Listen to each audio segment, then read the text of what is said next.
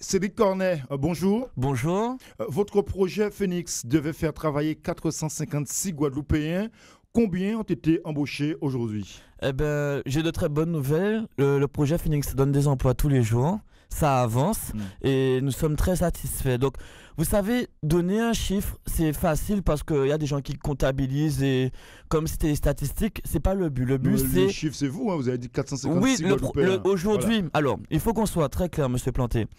On a proposé des offres d'emploi, on a proposé un vrai projet à des jeunes Guadeloupéens. On a été saboté par la région Guadeloupe et par son président. On a avancé quand même. Et aujourd'hui, c'est positif, ça avance. Alors, parlons positif du projet Phoenix. Vous publiez ces offres d'emploi régulièrement sur votre site internet, on l'a constaté. Je constate qu'il y a beaucoup de ces offres qui viennent du Pôle emploi. Oui, vous êtes devenu le relais du Pôle emploi? Pas que ça. C'est-à-dire que notre but, c'est la première phase du projet Phoenix, c'est de pouvoir recenser toutes les offres possibles qu'il y a en Guadeloupe. Ça, c'est la première base. Ouais. Nous avons une deuxième étape qui arrive et j'espère que vous nous inviterez pour qu'on puisse en parler.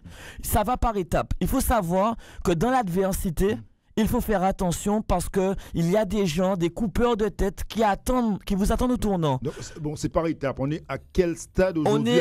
On est au début de la deuxième étape. La deuxième étape, c'est-à-dire que les offres d'emploi, on demande toujours des jeunes qui sont qualifiés, qui ont une expérience.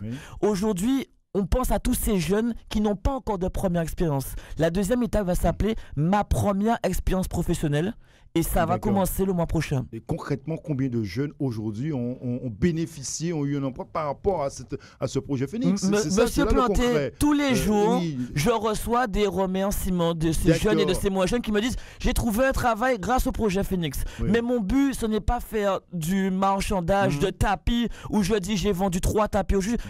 Mon but, c'est d'aider le jour le jour. Après, les Guadeloupéens feront le bilan de combien ont été pris en emploi. Et vous avez réclamé les 250 € à chaque jeune pour monter un dossier? Le projet vous Phoenix, avez tout financé vous-même? Tout est financé par Cédric Cornet. Tout est gratuit. Et les jeunes en sont très satisfaits. Financièrement, il y a deux termes. Il y a le temps et l'argent. Puisque je consacre énormément de temps. On sait, vous avez fait Terre de Haut, Petit Canal. Depuis juillet, j'ai dû déjà investir dans le projet Phoenix au moins 6 000 €. Oui. Donc c'est déjà pas mal et on est prêt encore à investir beaucoup plus. Alors Cédric Cornet, en 2010, les électeurs guadeloupéens vous ont élu conseiller régional. Par la suite, vous avez été dessaisi de la commission jeunesse par Victorien Lirel. Quelle est aujourd'hui votre contribution et vos actions politiques à la région? D'accord. C'est ça, alors, on vous a élu pour ça. Je vous remercie déjà de me la poser cette question parce qu'elle est très rare de la part d'un journaliste. Quelle est ma fonction exacte? Je suis le leader de l'opposition à la région Guadeloupe. Aldo Blaise, on ne le voit plus. Monsieur Éric Jalton n'est plus là. D'accord. Alors... Madame Panchard ne vient pas. Donc le seul qui vient, par exemple, je donne un exemple. Le seul qui vient, d'accord, mais alors aujourd'hui, votre action politique, concrètement, vous faites quoi à la région? Monsieur Planté, à part le projet Phoenix qui n'a rien à voir avec la région, on est d'accord. Monsieur Planté, je suis là pour être les yeux et la bouche des Guadeloupéens à la région Guadeloupe. Je dénonce les 300 millions d'euros de frais de fonctionnement, la moitié du budget qui est frais de fonctionnement à la région Guadeloupe. Je dénonce que les emplois pour les jeunes pendant les grandes vacances, on soit passé de 600 000 à 300 000 € de budget. C'est-à-dire qu'il y aura plus de 2000 jeunes qui n'auront pas un emploi pendant les grandes vacances, qui seront déçus.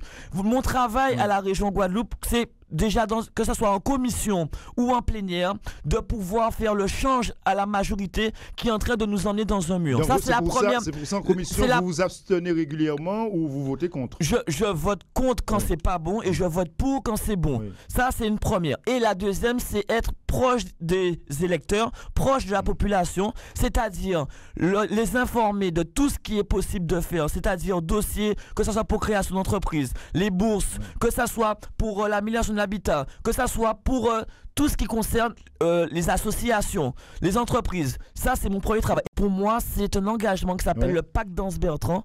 Nous nous sommes engagés avec la population d'être à son service 24 heures sur 24, 7 jours sur 7. Les Guadeloupéens savent que quand ils appellent Cédric Cornet, il répond toujours présent. Cédric Cornet, aujourd'hui, quels sont vos rapports avec Victorien Lirel, le président de la région? Très clairement, nous n'en avons pas parce que depuis le départ, il nous a annoncé clairement qu'il ne voulait pas de nous, il ne voulait pas de nous à la région, il ne nous voulait pas politiquement, donc nous n'avons aucun rapport et malheureusement la Guadeloupe en paye le prix parce qu'aujourd'hui nous sommes victimes de sa politique. Merci, Cédric Cornet. C'est moi, passez une bonne journée aux auditeurs et auditrices de RCI. Merci, bonne journée.